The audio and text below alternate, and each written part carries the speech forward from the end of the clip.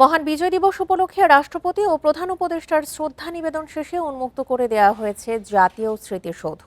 এরপর সেখানে ঢল নামে সর্বস্তরের জনগণের।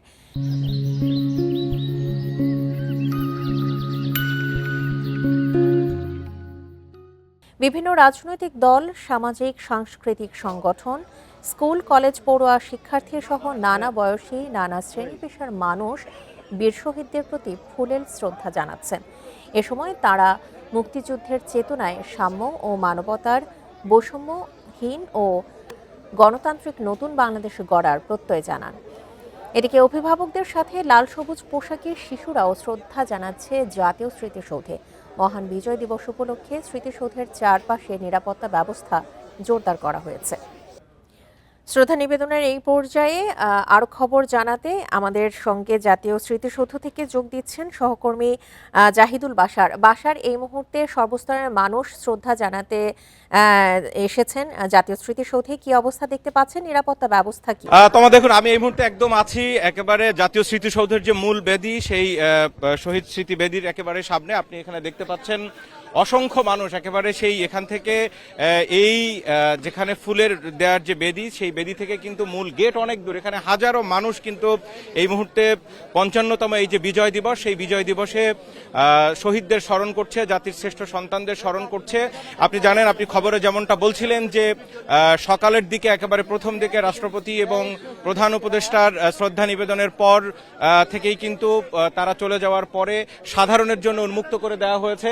এখানে আমরা যেটি দেখেছি যে ভিআইপিদের যেই শ্রদ্ধা নিবেদনের পরপরই বিশেষ করে এক নাগাড়ে বেশ কিছু বিশ্ববিদ্যালয়, অর্থাৎ বিশেষ করে জাহাঙ্গীরনগর বিশ্ববিদ্যালয় যেহেতু একদম কাছেই, তাদের বিভিন্ন হল এবং বিভিন্ন ইউনিট সেখান থেকে এসছেন এবং তারা ফুল দিয়ে যাচ্ছেন। একই সাথে বিভিন্ন শিক্ষা প্রতিষ্ঠানগুলোই মূলত আমরা আগে দেখছি যে তারা শিক্ষার্থীরা তারা এসছেন এবং দূর দূরান্ত থেকেই কিন্তু আমরা দেখেছি যে প্রতিটি বিশ্ববিদ্যালয়, প্রতিটি শিক্ষা প্রতিষ্ঠান, বিভিন্ন ইনস্টিটিউট তারা আলাদা আলাদা গাড়ি নিয়ে এখানে আসছে। আপনি এই মুহূর্তে যেটি দেখতে পাচ্ছেন সেটি জাহাঙ্গীরনগর বিশ্ববিদ্যালয়েরই আরেকটি গ্রুপ এবং তার পরবর্তীতে শেরি-বাংলা একে ফজলুল হক হল রয়েছে জাহাঙ্গীরনগর বিশ্ববিদ্যালয়। আমরা পেছনে দেখেছি ঢাকা বিশ্ববিদ্যালয়ের বিভিন্ন হল, জগন্নাথ বিশ্ববিদ্যালয়। এছাড়া এখানে আরো যারা আসছেন, বিশেষ করে আজকে রাজনৈতিক যে দলগুলো বা তাদের নেতাকর্মীরা, এখনো পর্যন্ত আমরা ওইভাবে প্রধান রাজনৈতিক দলগুলোর কাউকে দেখিনি। তারা হয়তো একটু পর্যায়ক্রমে আসবেন। এখানে আপনি নিরাপত্তার ব্যবস্থা কথা বলছিলেন, নিরাপত্তা ব্যবস্থা অত্যন্ত কঠোর। আমরা অন্যান্যবার যেটি সরাসরি প্রধান যে গেট, সেই গেট দিয়ে ঢুকতে দেওয়া হয়, কিন্তু এবার কিন্তু সেই ব্যবস্থা রাখা হয়নি। আরেকটি গেট দিয়ে, অর্থাৎ পাশের গেট দিয়ে কিন্তু এবার ঢুকতে হচ্ছে। প্রধান গেটে ব্যাপক নিরাপত্তা ব্যবস্থা নেওয়া হয়েছে।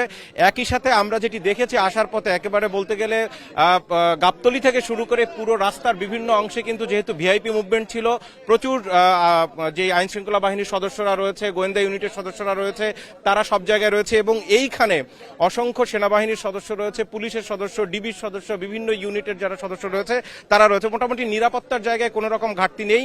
আর বিশেষ করে আপনি জানেন যে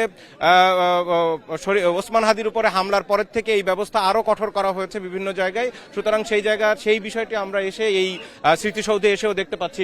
এই মুহূর্তে আপনি যেমনটা দেখছেন যে বিভিন্ন গ্রুপ, আবার পেছনে আছে আলবেরুনি হল জাহাঙ্গীরনগর বিশ্ববিদ্যালয়ের। এইভাবে প্রথম দিকে আমরা প্রতি বছরই যেটা দেখি যে বিশ্ববিদ্যালয় বা শিক্ষা প্রতিষ্ঠানগুলো আগে আসে, এরপরে পর্যায়ক্রমে বিভিন্ন সামাজিক সংগঠন, সাংস্কৃতিক সংগঠন, রাজনৈতিক দল তারা আসে।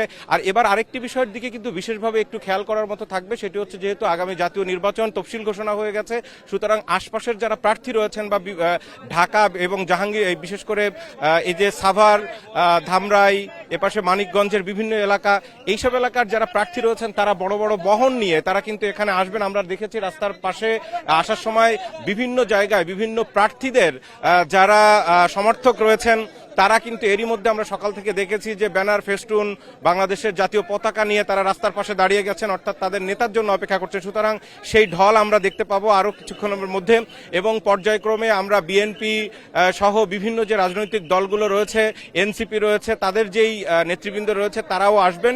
এখানে আরেকটা বিষয় যে আমরা সকাল থেকে যেটা দেখেছি, বিশেষ করে ভিআইপি মুভমেন্টের পরে এই যেই স্মৃতিসৌধের সামনে, অর্থাৎ ঢাকা-আরিচা মহাসড়কে কিন্তু বেশ খানিকটা জ্যামের দেখাও আমরা পেয়েছি। তার কারণ হচ্ছে একসাথে অনেক গাড়ি জমে গেছিল, যার কারণে অনেকে আসতে পারছেন না।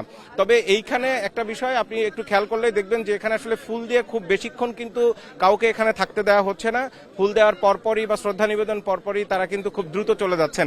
তবে এইখানে আরেকটা বিড়ম্বনার ছোটখাটো একটা কারণ হয়ে দাঁড়িয়েছে যে বিভিন্ন জনের সেলফি নেওয়া বা ছবি তোলার জন্য কিছুটা সমস্যা হচ্ছে, কিন্তু এটি আসলে সহ্য করতে হবে, কারণ এটি আমরা প্রত্যেকবারই যখন আসি তখনই আমরা সেই জায়গাটি কিন্তু দেখি। আমি এখানে যারা শ্রদ্ধা নিবেদন করতে এসেছেন মুক্তিযোদ্ধা সহ অনেকের সাথে এখানে কথা বলেছি, তাদের কাছে আপনি প্রথম যে প্রশ্নটি করেছিলেন যে নিরাপত্তা, সেটি এবার একটা বড় কারণ হয়ে আছে, কারণ এরই মধ্যে দেশের বিভিন্ন পরিস্থিতির কারণে কিন্তু সেই ব্যাপারে খানিকটা উদ্বেগ রয়েছে। তবে পুলিশ এবং এইখানের যারা নিরাপত্তায় রয়েছে তারা কিন্তু আগে থেকেই সেই ধরনের কোনো শঙ্কা নেই, সেটি তারা আগে থেকে জানিয়ে দিয়েছিলেন।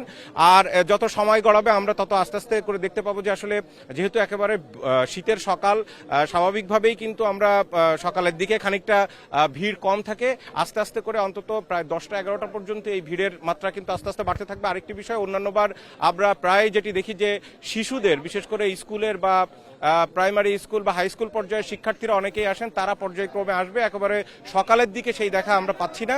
আমরা সারা দিন জুড়েই কিন্তু এই খবর ইন্ডিপেন্ডেন্ট টেলিভিশনের পর্দায় আমরা জানাতে থাকবো, এবং নিশ্চয়ই আমাদের অন্যান্য সহকর্মীরাও আমাদের সাথে রয়েছেন, তারাও সেখান থেকে এই যেহেতু বিরাট একটি এলাকা, এই স্মৃতিসৌধ, সেই স্মৃতিসৌধের পুরো এলাকা রয়েছে, সুতরাং সেই জায়গা থেকে আমাদের অন্যান্য সহকর্মীরাও জানাবে। জাতীয় স্মৃতিসৌধ থেকে জানাচ্ছিলেন আমাদের সহকর্মী জাহিদুল বাশার। স্মৃতিসৌধের আরেক প্রান্তে আছেন আমাদের সহকর্মী তানভীর আহমেদ, যাব তার কাছে। তানভীর, আপনি নিশ্চয়ই শুনছিলেন জাহিদুল বাশার সম্পূর্ণই আমাদেরকে জানাচ্ছিলেন যে বিভিন্ন সামাজিক সাংস্কৃতিক সংগঠন তো আছেই, বিভিন্ন শিক্ষা প্রতিষ্ঠান থেকেও নানা বয়সী নানা পেশার মানুষ সেখানে শ্রদ্ধা জানাতে গিয়েছেন। এই মুহূর্তে আপনি যে প্রান্তে আছেন সেই প্রান্তের কি অবস্থা দেখতে পাচ্ছেন? স্বাধীনতার 54 বছর পেরিয়ে 55 বছরে বাংলাদেশ, এবং আজ যে জাতীয় স্মৃতিসৌধ রয়েছে নবীনগরে, এখানে কিন্তু আজ একদম সূর্য উদয়ের আগ থেকেই কিন্তু যারা ভিভিআইপি রয়েছেন, প্রধান উপদেষ্টা, রাষ্ট্রপতি এবং অন্যান্য যারা উপদেষ্টা এবং আরও বিভিন্ন ভিভিআইপি যারা পার্সন রয়েছেন, তারা কিন্তু এসে এখানে জাতীয় স্মৃতিসৌধে শ্রদ্ধা নিবেদন করেছেন। এবং এখন ভিভিআইপি মুভমেন্টের পরে ঠিক সকাল 7টার পর থেকে কিন্তু সাধারণ মানুষের জন্য এই স্মৃতিসৌধ অবমুক্ত করে দেওয়া হয়েছে। এবং আমার পেছনে আপনারা দেখতে পাচ্ছেন যে প্রচুর যারা সাধারণ মানুষ রয়েছেন, বিভিন্ন অঙ্গ সংগঠনের নেতা কর্মী থেকে শুরু করে সদস্য থেকে শুরু করে অনেকেই কিন্তু এখানে এসছেন। এবং আমরা দেখতে পেয়েছি একদম যে স্মৃতিসৌধের যে প্রধান যে দরজাটি রয়েছে, সেই দরজার পাশে আরেকটি ছোট যে প্রবেশ পথ, সেই প্রবেশ পথটি আসলে সকলের জন্য অবমুক্ত করে দেওয়া হয়েছে। এবং সেখান থেকেই কিন্তু আসলে অনেকেই এখানে প্রবেশ করছে, বিভিন্ন রাজনৈতিক নেতাকর্মী থেকে শুরু করে অঙ্গ সংগঠনের যারা সদস্য তারা এসেছেন। আমরা দেখতে পেয়েছি বিভিন্ন বিশ্ববিদ্যালয়ের যারা শিক্ষার্থী রয়েছেন তারা কিন্তু বিভিন্ন ব্যানারে তারা এখানে প্রবেশ করেছেন, এবং তারা শহীদদের যে এখানে গণকবর রয়েছে, যে স্মৃতিফলক রয়েছে, সেখানে এসে তারা শ্রদ্ধা নিবেদন করেছেন। এবং আরেকটি বিষয় বলে রাখতে চাই, এখানে আসলে স্বাধীনতার 54 বছর পেরিয়ে যে 55 বছরে বাংলাদেশ, সেখানে আসলে আনন্দের পাশাপাশি কিন্তু একটি যে দুঃখ বা একটি যে বেদনা, সেটিও কিন্তু রয়েছে। আমাদের যে 30 লক্ষ শহীদ এবং 2 লক্ষ মা বোনের সম্ভ্রমের বিনিময়ে পাওয়া এই স্বাধীনতা, এই স্বাধীনতার পেছনে যে একটি 9 মাস ব্যাপী যে সংগ্রাম, সেই সংগ্রামের কথা চিন্তা করে আসলে শহীদদের যে স্মরণ করার বিষয়টি, সেই স্মরণ করার বিষয়টি কিন্তু আজ ফুটে উঠেছে। আরেকটি বিষয় যেটি জানিয়ে রাখি, যে সাভারের যে স্মৃতিসৌধ, এই সাভারের আশপাশে দুটি নির্বাচনী আসন কিন্তু রয়েছে, একটি ঢাকা 19 এবং আরেকটি হচ্ছে ঢাকা 20।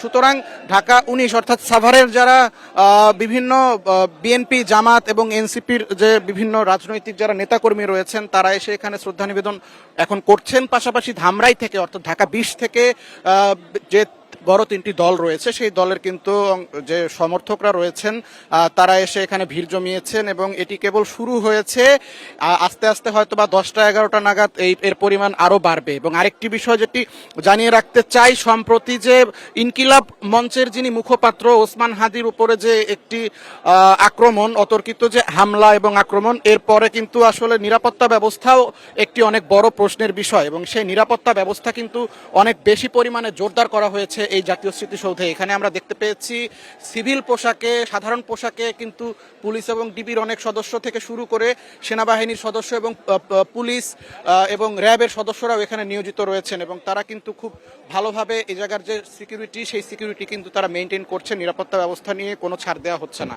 এবং সর্বোপরি এখন আমরা ইন্ডিপেন্ডেন্ট টেলিভিশনে দেখানোর চেষ্টা করব আরও এখানকার স্মৃতিসৌধে যে শ্রদ্ধা নিবেদন, সেই শ্রদ্ধা নিবেদনের অন্যান্য যে বিষয়গুলো পরবর্তী সংবাদে আমরা দেখানোর চেষ্টা করব। জাতীয় স্মৃতিসৌধ থেকে জানাচ্ছিলেন আমাদের সহকর্মীরা।